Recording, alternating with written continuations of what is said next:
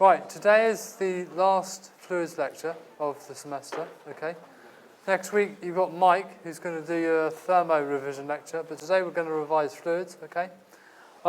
In terms of what you're going to do during the tutorials this week is that later on today there'll be a past paper on Blackboard for you to download and take a look at, okay? And we'll be going through solutions to those questions in the tutorial sessions. Okay, as you know, the format of the exam for this semester is slightly different from last year's exams, okay? The format for this exam is 5 questions on the exam, okay? 2 of them are thermo, 3 of them will be fluids, okay? And you have to do all 5 compulsory questions. Previous years it's been 6 questions, you had to do 4, 2 of each, but this time it's going to be, we've changed the format slightly. You'll have 3 hours for the exam, so that's plenty of time. Okay, so fluids. It's only this semester that we need to revise, okay? The stuff from last semester, like things like the Venturi meter and the sharp-edged orifice, you don't really need to know that for this semester. Obviously, Bernoulli's equation, which we did last semester, and continuity and mass flow rate, which we did last semester, you do need to know for this semester because it's all part and parcel of the same thing, okay? But we'll go over, the first thing we're going to go over is we're going to cover, I just want to do a little bit of revision for Bernoulli's equation and tell you what assumptions you can make and what that means in terms of manipulating Bernoulli's equation, okay? We'll then cover the 5 subjects that we've covered in this semester, the first being laminar flow. We then covered turbulent flow. We looked at minor losses, okay? Fluid machines, and then lastly fluid momentum.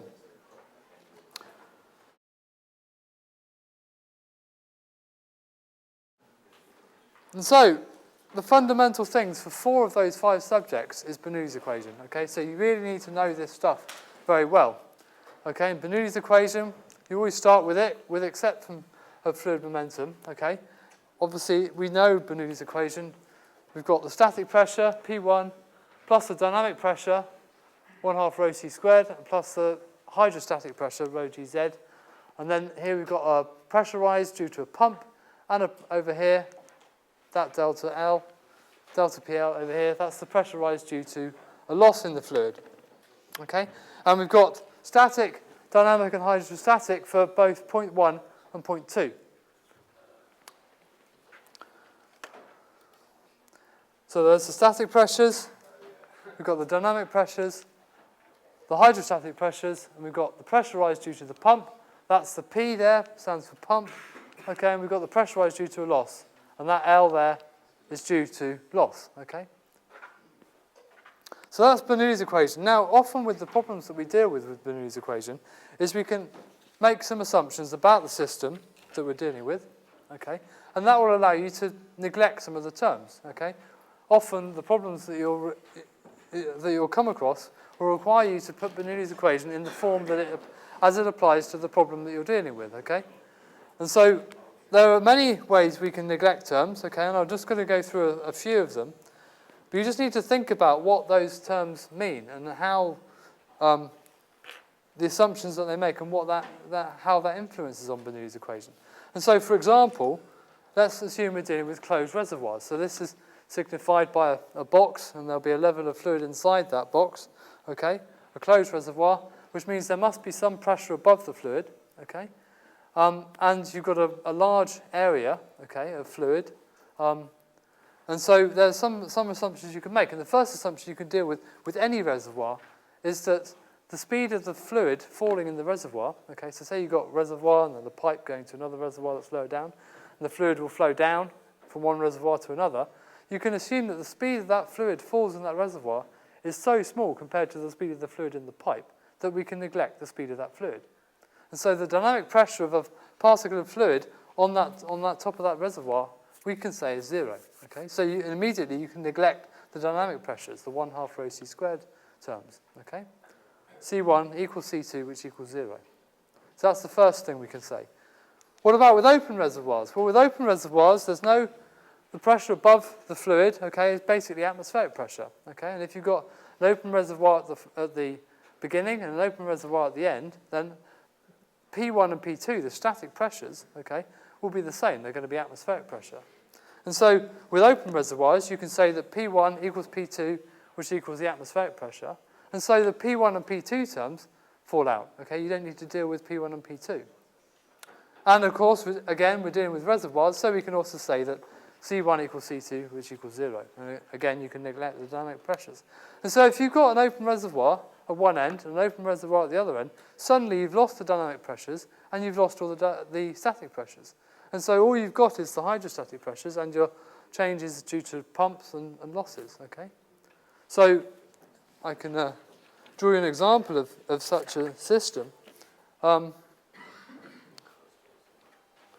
there's going to be on Blackboard, there's going to be a form that's going to describe this.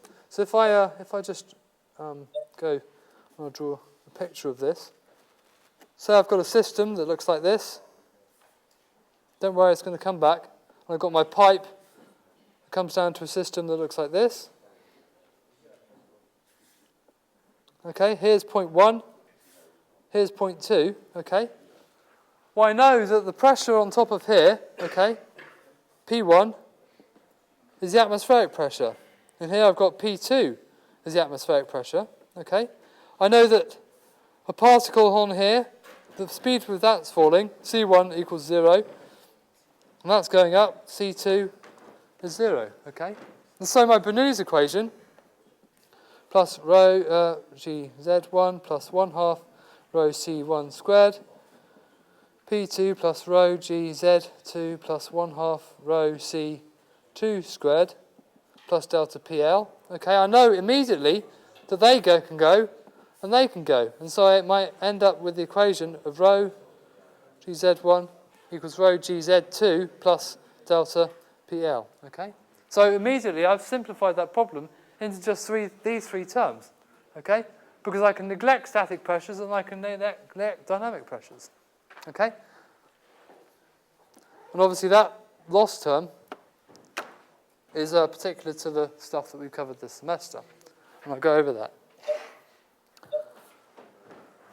So that's with open reservoirs, okay? What else can we do? Well, what are the consequences of a horizontal system? What are the consequences of a horizontal system? Yeah? Rho GZ is 0, exactly. Z1 equals Z2, and so they cancel each other out, okay? The Z terms can be neglected.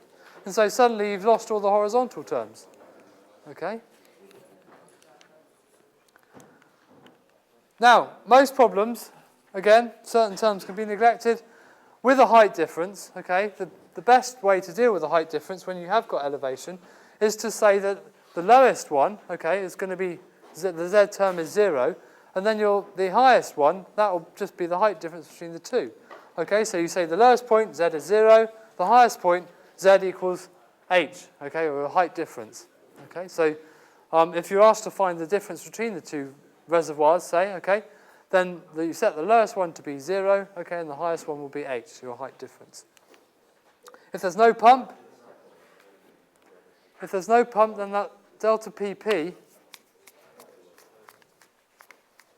okay, if there's no pump, then the pressure rise due to the pump, we know that's 0, okay?